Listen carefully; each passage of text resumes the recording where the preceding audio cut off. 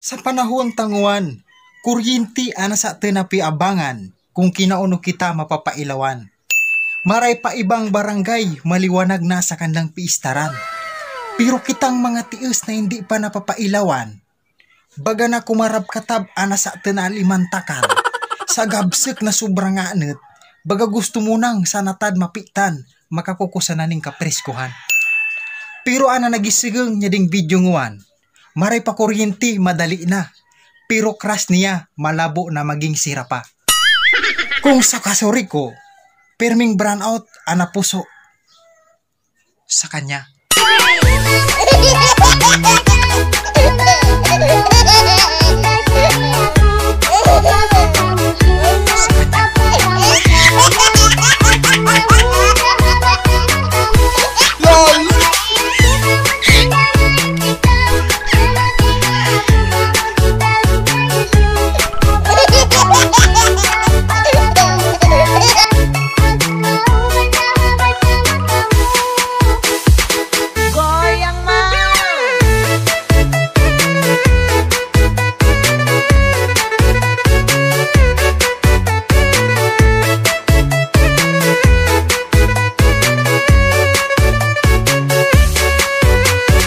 Sana all ako kuryente.